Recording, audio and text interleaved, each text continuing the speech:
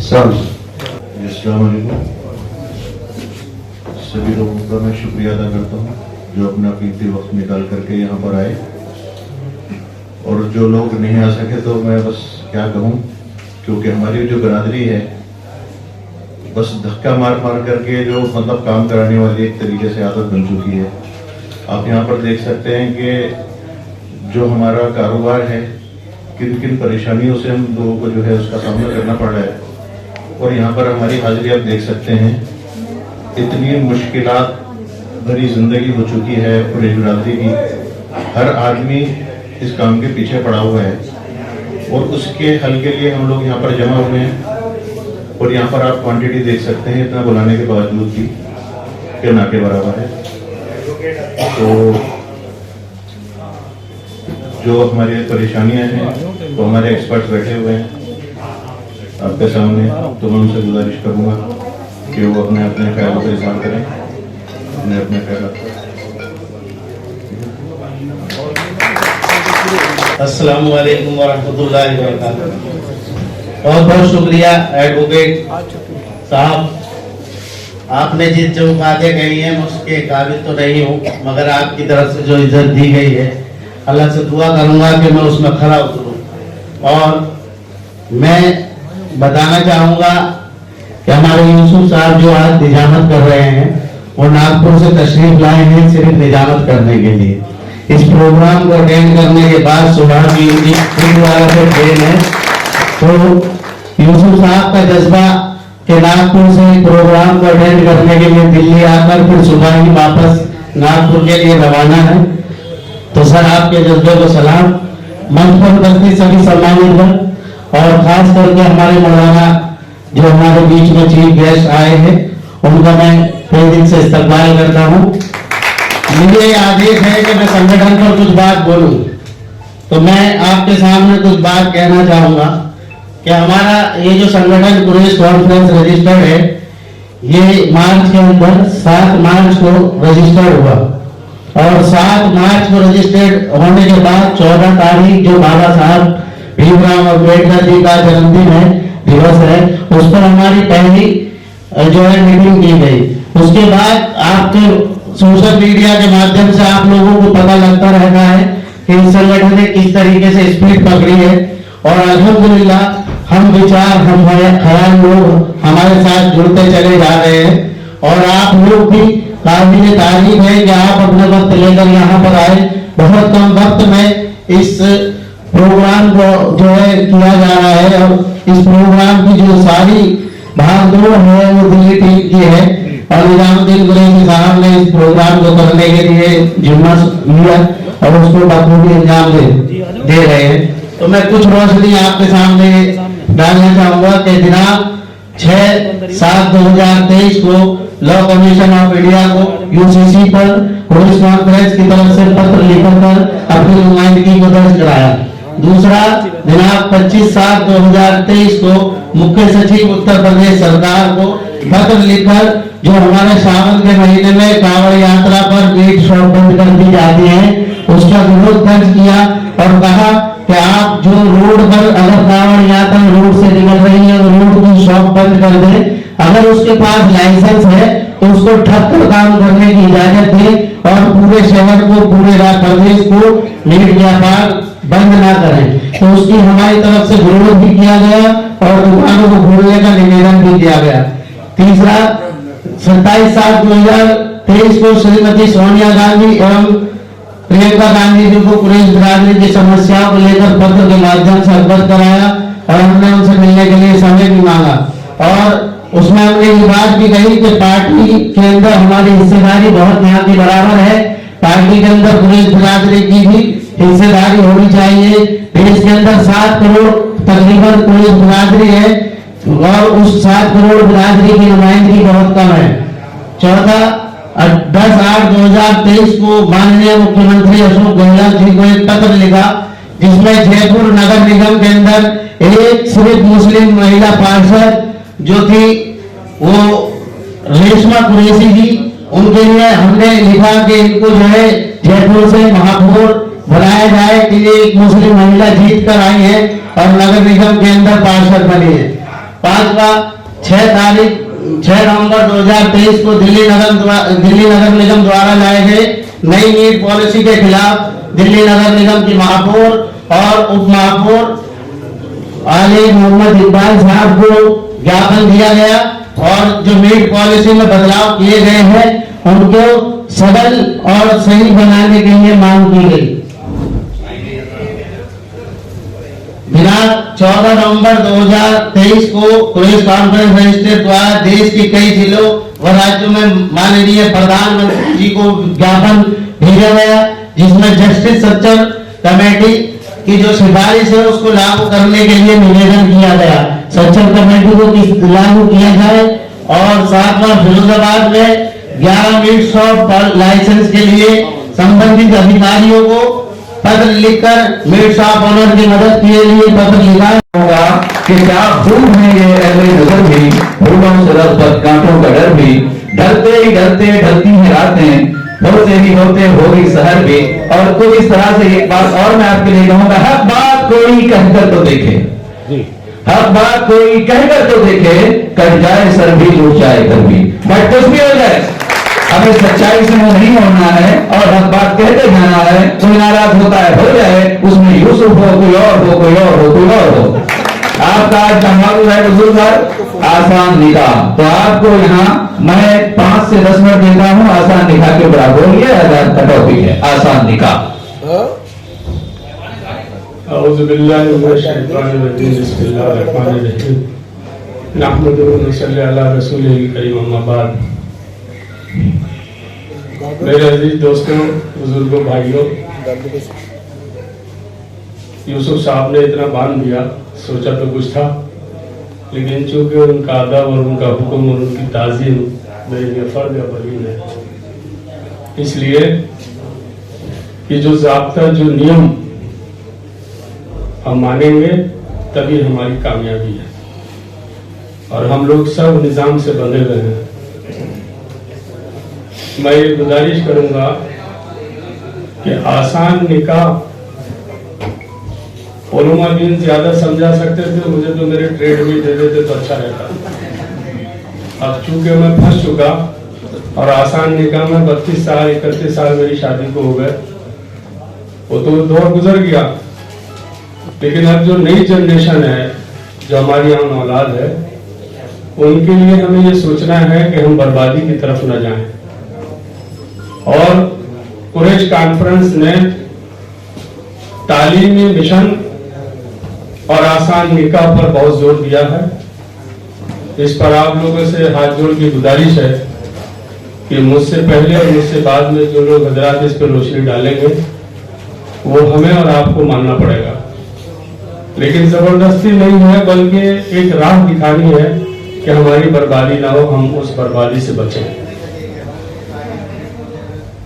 Quraish Annika बिन सुन्नती के group चल रहे हैं और उसमें बड़े बड़े मौजूद हजरात, एक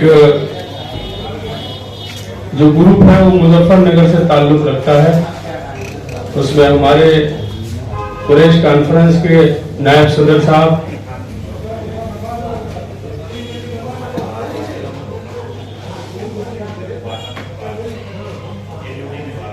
खुर्शीद आलम साहब यहाँ तशरीफ फरमा है और उसी से जुड़े हुए शिबली साहब और समर साहब भी यहाँ जुड़े हुए हैं। काफी मेहनत कर रहे हैं और उनकी मेहनत इस हद तक है कि उन्होंने अपनी जाफिशानी ऐसी कर दी कि ना दिन देख रहे ना रात देख रहे, उन्होंने अपना उल्ला निशान बनाया। दूसरी चीज ये कि कुरैश कॉन्फ्रेंस ने बहुत सी चीजों का बेड़ा उठाया है। आज जो आप और हम ये देख रहे हैं कि जो आशिकीन साहब ने ये फरमाया कि और दूसरी तंजीमों से देखने को नहीं मिला, वो आज आपके और हमारे सामने है। मैं ये गुजारिश करूंगा सदर मोहतरम से, नायब साहब से और चीफ सेक्रेटरी साहब से कि इस कुरैश बिरादरी को किसी ने कुछ नहीं दिया, सिर्फ एक झुंझुना दिया और एक नमूने के तौर पर फुटबॉल बनाया। तो मैं आपसे हाथ जोड़ के गुजारिश करूंगा कि इसको अपने सीने से लगाइए और इसकी जितनी भी तकलीफ है, जितनी भी परेशानियां हैं, उनको आप अपनी परेशानी समझते हुए हल कराइए। ये भोली भाली कौम भटक जाती है, बहक जाती है, इसे कोई भी सीने से लगा ले ये उसी की कहने लगती है। लेकिन अगर नहीं कुछ किया, नहीं कुछ मिला, तो 70 साल की मेहनत में हमारे बुजुर्गों को हर आदमी ने फुटबॉल बनाया और हर सरकार ने इस्तेमाल किया। लेकिन हमारी मेहनत और हमारी काविशें अगर जारी रही तो इंशाल्लाह एक दिन वो आएगा जो सब लोग देखते रह जाएंगे। मैं इसलिए आपसे गुजारिश करूंगा कि 5 से 10 मिनट दिए गए थे, बस मैं यही आपसे सबका एहसान मानूं कि आप दूर दराज से आए। अस्सलाम वालेकुम।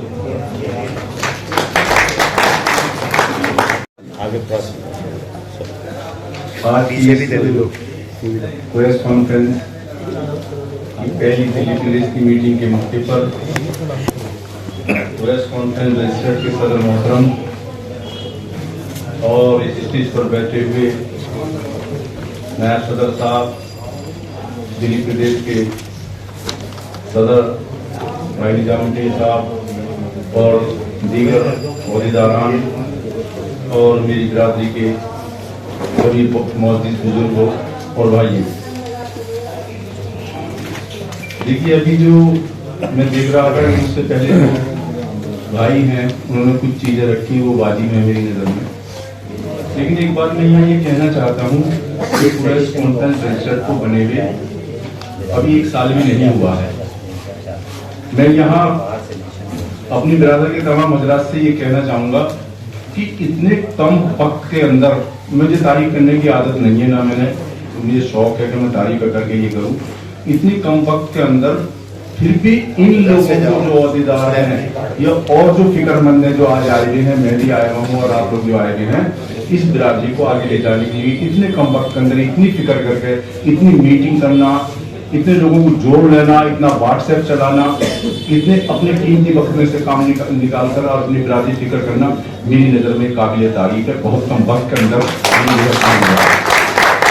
मैंने देखा कि प्रेस कॉन्फ्रेंस जमातुल कुरैश जिसे कहते हैं, जब मैं बहुत छोटा था मेरे वालिद भी उसमें जाया करते थे, मेरे फादर लाते एडवोकेट साहब जिन्होंने MSc की वो भी उसमें जाया करते थे। मैं आज इस स्टेज की तरफ से ये कहना चाहता हूं कि उन्होंने कुरैशियों के लिए कुछ भी नहीं किया। अभी भी एक इलेक्शन हुआ है, उसमें भी उन्होंने साहब वो बना दी थी, मैंने न उनकी कहीं मीटिंग्स देखी, न उनकी फिक्र देखी, न उन्होंने कारोबार के लिए कुछ किया, न उन्होंने कौम के लिए कॉलेज बनाए, न कुछ किया। तो इसलिए मैं ये जरूर कहना चाहूंगा कि देखिए ये शुरुआत है और आप लोग जो वक्त निकाल कर आए हैं, मेरे सामने बैठे तमाम हजरात, मेरे बुजुर्ग और यह सदर मोहतरम, ये टीम जो बैठी हुई है, ये सब हम जिक्र कर रहे हैं कि हमारी बिरादरी भी कैसे आगे बढ़ जाए और हमारी बिरादरी की भी तरक्की हो जाए। हमारी बिरादरी को मैं यहाँ कहना चाहता हूँ कि आप लोग दिल्ली में आकर बस गए हैं। मैं बुलंदशहर से बिलोंग करता हूँ, मेरी वक्त 40 साल हो गए माशाल्लाह, अल्लाह का शुक्र है। मैंने वहां देखा है कि इस हमारी बिरादरी को वहां आज भी जिलों के अंदर छोटी और हकीर नजर से देखा जाता है। ये कहा जाता है कि ये कसाई है, ये फलाना है, ये फलाना है। अभी पिछले दिनों एक साहब मुझसे जवाब लिखाने के लिए आए NSC में, तो मेरी बैरक में खड़े होकर ये कहते थे कि कसाईयों में भी कोई ऐसा पैदा हो गया जो NSC का जवाब लिखता, तो उसकी भी फिक्र इन लोगों को है। तो मैं यहाँ चंद बातें ये कहना चाहूंगा अपनी तरफ से, आज सेंट्रल कमेटी के सामने भी और जो हमारे दिल्ली प्रदेश के सदर मोहतरम है, कि हमें अगर हमने अपनी इस बिरादरी के लिए फिक्र नहीं की तो आने वाला वक्त, आप लोग तो दिल्ली में आकर बस गए हैं, हम देख रहे हैं कि हमारी बिरादरी में क्या हो रहा है। कटरा काट लेता, हमारे मोहल्ले के अंदर कोई आदमी से पकड़ के ले जाती है, 50,000 60,000 रुपए दे लेती है उससे, जबकि उनको ये पता नहीं है कि हम जैसे वकील हुआ 500,000 रुपए में जमानत करा देते, उन्हें नौकरी नहीं करनी, अपने बच्चों को नहीं पढ़ना, लेकिन वो डर की वजह से, क्योंकि हम जैसे लोग उनको ये नहीं बता पा रहे हैं कि कानून क्या है, किस तरह से तुम्हें आगे बढ़ना है, लाइसेंस का मसला क्या है और क्या चीजें हैं, ये नहीं बता पा रहे, कुछ भी नहीं करना पा रहे। तो इसलिए आप लोग हिम्मत ना हारे, तमाम बुजुर्गों, सेंट्रल कमेटी के लोगों, जो आपने ये कॉन्फ्रेंस शुरू की है। मैं आपको ये बता दूं कि रात अचानक बेटे की तबीयत खराब हुई थी और पूरी रात उसको पता नहीं मुझे 10-11 में पूरी रात जागा, लेकिन मुझे फिक्र हो रही थी कि भी जब मैंने थोड़ी सी तारीख नहीं दी तो मैं कैसे इसकी तबीयत ठीक हो जाए, तो मैं थोड़ा सा लेट हो गया और जो है मैं यहाँ आ गया। तो मैं इसलिए कुछ चंद बातें ये कहना चाहूंगा, खासतौर से सेंट्रल कमेटी के लिए। तो मैं बार बार कभी कभी व्हाट्सएप पर आता हूँ कि देखिए किसी भी चीज को चलाने के लिए आज ये देखिए कि RSS ने छोटे से पैमाने पर संगठन शुरू किया था, जमातुल कुरैश ने कुछ नहीं किया। मैं फिर कहता हूँ तो नाम किया, RSS से पहले वजूद में आई थी, शायद जहाँ पे मुझे नॉलेज है वो RSS से पहले वजूद में आई थी और उन्होंने हमारी बिरादरी के लिए कोई काम नहीं किया। कागजों में रह गई, दाफ्तर में रह गई, फला सदर साहब, फला सदर साहब, फला सदर साहब। तो इसलिए मैं सबसे पहले तो ये कहना चाहूंगा, गुजारिश करूंगा और अपनी राय रखूंगा कि सेंट्रल कमेटी ने जो आसपास के जिलों के अंदर जो अपने सदर बनाए हैं और जो अहदेदार बनाए हैं, वैसे तो बार बार मैं फिर इनकी तारीफ करूंगा हम सब लोगों की कि देखिए इन सब लोगों को कोई लालच नहीं है, मुझे उम्मीद है ना ही किसी कोई पॉलिटिकल लाइन में जाना चाहते हैं ना कुछ करना चाहते हैं, बल्कि ये बिरादरी की फिक्र में सोते नहीं है। मैंने पहली मीटिंग में देखा था कि ओहदेदार उस मीटिंग के अंदर शायद आप लोग थे तो रोए थे, उन्होंने फिक्र की थी कि हम अपनी कौम को कैसे आगे ले जाए, उसको अपनी किसी भी चीज को चलाने के लिए संगठन की जरूरत है। वो हिंदी का, चूंकि मैं हिंदी मीडियम का स्टूडेंट रहा, अल्लाह ताला मेरे वालिद की कब्र को नूर से बख्शे, उन्होंने मुझे बाद में उनको पढ़ाई। जो हिंदी मीडियम का स्टूडेंट स्कूल था उसमें पढ़ाई अच्छी होती थी और उर्दू मीडियम के मास्टर जी कबूतर उड़ाते थे तो बोले भाई ये जो है यहाँ नहीं पढ़ पाएगा, लेकिन उन्होंने मुझे वो कराया। तो संगठन बहुत जरूरी है और संगठन बनाने के लिए जरूरी है कि देखिए हम अपने लोगों को, हमारी सबकी जिम्मेदारी है कि जिस तरह सेंट्रल कमेटी ने ये बातें बनाई है, आसपास के दिल्ली और एनसीआर में जितने भी जिला सदर बने हैं वो अपनी तहसील लेवल पर कमेटी बनाए, बहुत जबरदस्त। ये कमेटी बनना बहुत जरूरी है और जो तहसील लेवल के सदर है, जिला लेवल के सदर है, वो जबरदस्त तरीके से मीटिंग्स करें, उसकी पॉम्पलेट छपवाएं और वो तमाम बिरादरी के मोहल्लों के अंदर, शहरों के अंदर, कम से कम दिल्ली और एनसीआर के पास तो देखिए दूर के लोग, वैसे तो मैं इस बात की मुबारकबाद दूंगा कि व्हाट्सएप के ग्रुप से पूरे हिंदुस्तान के लोग इस ग्रुप से जुड़े हैं और बहुत लोगों को फिक्र है। ये हमारी जज्बाती बिरादरी है, अल्लाह की नबी की नस्ल है।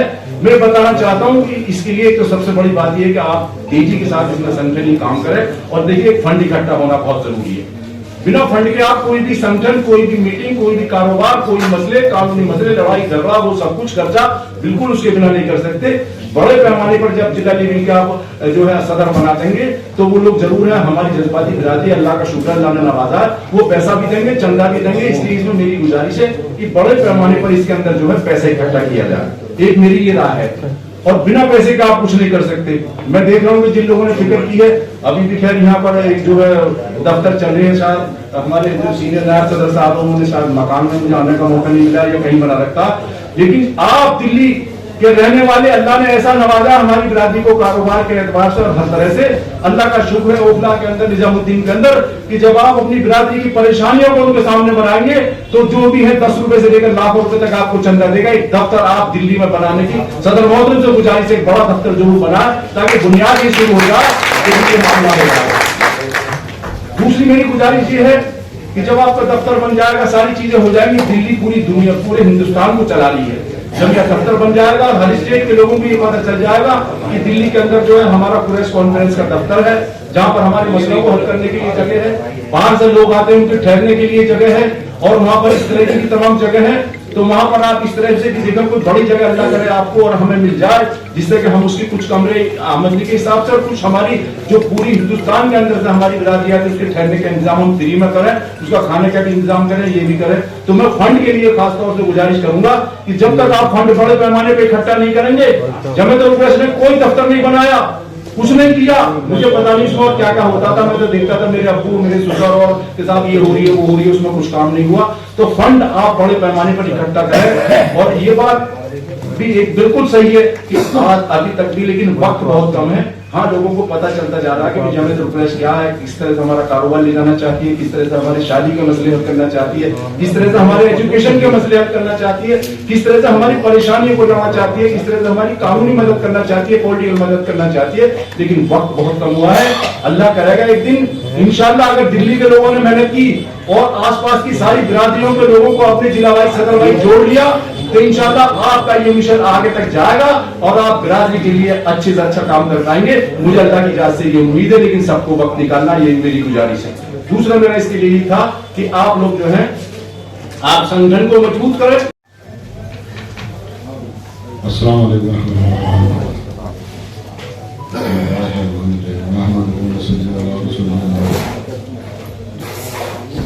मैं शुक्रगुजार हूँ आप सब भाइयों का, सदर हमारे सदर साहब साहब और हमारे हाजी सलीम साहब और हमारे हाजी साहब सबका शुक्रिया अदा करता हूँ कि हमें हमारी टीम को इस काबिल समझा के यहाँ बुलाया।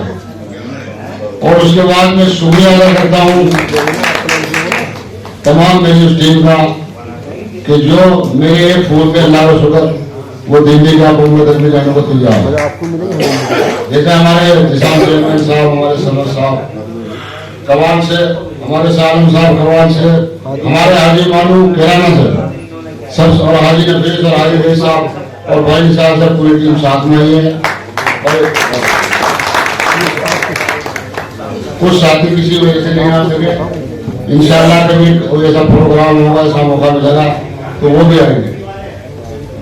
देखिए, हम एक ग्रुप चला रहे हैं कुरैश निगम सुन्नती, कई भाग उसके हैं जिसके हम जिम्मेदार हैं। हमारी पूरी टीम, जैसे निशान चेयरमैन साहब है, यूनुस साहब हैं, समर साहब हैं, असद एडवोकेट साहब हैं, और एक डॉक्टर इसरार साहब हैं, वो दूसरे ग्रुप यही चला रहे हैं, उसका एक भाग हो गया। एक खिदमत खलक वगैरह ऐसे बंदे हैं, लेकिन एक बहुत बड़ा वकील साहब ग्रुप तैयार हुआ है, उलमाए कुरैश। हम आपने बंगलो मीटिंग करने गए थे, याद हो आपके, और वहां एक टीम खड़ी हुई है उलमाए कुरैश, जो मौलाना इकराम साहब लेके चले हैं, जिसमें 56 आलिम आज उस काम को लेके चले, अल्हम्दुलिल्लाह, बड़ी खुशी की बात। मैंने 4 बार उसे ग्रुप में जोड़ा था, 4 बार वो निकल चुका था, ग्रुप में बार बार बताता हूँ। लेकिन जब गंगो में हमने मीटिंग करी और उनको फोन में बुलाया तो फोन नहीं उठा देता मैं, फिर मैंने किसी बच्चों को उनके घर भेजा, बुलवाया, और आज अल्लाह ने उनको ऐसा खड़े कर दिया कि वो कोई इलाका अपना छोड़ दे रहे, बल्कि जिसके यहाँ शादी हो जाती है, साफे बांध, पगड़िया बांध, टोपे बांध के उसके घर पे पहुंच जा, अगर अल्लाह के वास्ते ये कुछ ना कुछ करके पूरा गंगो, नुकर, नत्तोती, भेट, अम्बेका, तमाम इलाका उन्होंने अल्लाह का शुक्र है संभाल दिया, और कोई भी ऐसा नहीं दिख रहा है जो कुफरात कर रहा है। तो ऐसी दुआ मेरी मेरे जिला शामली, जिला मुजफ्फरनगर और जिला बागपत से करता हूँ मैं कि अल्लाह वहां भी ऐसे हालात कर दे, और उसके बाद पूरे इलाके में गाजियाबाद वगैरह, दिल्ली में सब, क्योंकि हमारा मकसद है निकाह को आसान करो और फजूल खर्ची बंद करो। हम ये मुहिम लेके चल रहे हैं, और इस काम को यकीन मानिए हाजी सलीम साहब, मैंने अपना ओढ़ना और बिछोना बनाया, मैं दिन देख रहा हूँ ना रात देख रहा हूँ, मैं इस काम में लगा पड़ा हूँ। अल्लाह हमें कबूल करे और अल्लाह हमें अमल करने की तौफीक दे दे। बुराई से और ना से, तकब्बुर से हमारी हिफाजत हो, मतलब हमारे तमाम साथी मुझे लग रहे हैं।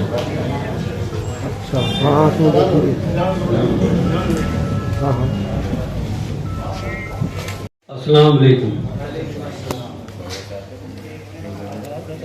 जनाब सदर एडवोकेट सनवर अली साहब, नायब सदर सलीम साहब और संगठन महासचिव आशिकीन साहब और डाइस पर बैठे हुए मेरे तमाम जिम्मेदार लोग और आज की इस कमेटी के साथ इस काम को अंजाम देने वाले दिल्ली स्टेट के अध्यक्ष छोटे भाई निजामुद्दीन साहब और दिल्ली स्टेट कमेटी के मुख्तलिफ ओहदेदारान, साथियों, अभी हमारे बीच में बहुत सारी बात, चाहे मीट कारोबार से संबंधित हो या शिक्षा की हो, ये सब आई हैं और बहुत अच्छी बात है। मैं सदर साहब से कह रहा था, अभी इरशाद साहब जो बातचीत रख के गए थे, ये सारे जो मैटर आते हैं इसी डिस्कस से आते हैं जो हम लोगों ने आज मीटिंग की है, मीटिंग के अंदर निकल के आए हैं। जैसे मसलहतन आपने फीस की बात रखी, वो एक लड़ाई का इशू है, उससे कुरैश कॉन्फ्रेंस लड़ रही है और मजबूती से लड़ेगी। दूसरी बात, आपने एक प्रचार की व्यापक बात कही, वो भी मैंने सदर साहब से कहा, ये भी बहुत अच्छी बात है। यदि हम लोग सलीम भाई मीटिंग करते हैं आइंदा, तो उसका व्यापक प्रचार हम लोग कर लें, तो उससे क्या होगा, लोगों में एक जुड़ाव भी होगा, एक लगाव भी पैदा होगा और उनके अच्छे अच्छे ख्यालात भी मिलेंगे। और जो आज हम लोग चाहते हैं सनवर भाई की क़यादत के अंदर, उसको एक ताकत मिलेगी, एक यूनिटी बनेगी, मजबूत बनेगी। 9 महीने का लेखा जोखा भाई आशिकीन जी ने आपके सामने रखा, वो पढ़ रहे थे, खुशी हो रही थी मुझे भी, क्योंकि मैं भी लगभग देखता रहता हूँ, ये सब काम चलते रहते हैं। कल की तारीख तक भी मजबूती देने के लिए सलीम साहब पाक बड़ा मुरादाबाद उतरे हुए थे। ये वक्त बेवक्त सारा एजेंडा 9 महीने का आशिकीन भाई ने आपके सामने रखा ये तो मुख्तसिर, अभी एक साथ भी इसको नहीं होना है प्रेस कॉन्फ्रेंस को। भाई यूसुफ साहब नागपुर से आए निजामत के लिए, खैर मकदम करता हूं उनका, कितनी प्यारी निजामत हमारे बीच में कर रहे हैं। ये एक जज्बात जब पैदा होते हैं वो ऐसे नहीं होते हैं, कहीं ना कहीं एक अच्छेपन का, एक यूनिटी का, एक जो हमारा एजेंडा है वो आगे रखा गया है, उससे कहीं ना कहीं इत्तेफाक करके यूसुफ साहब आप नागपुर से चल के आए।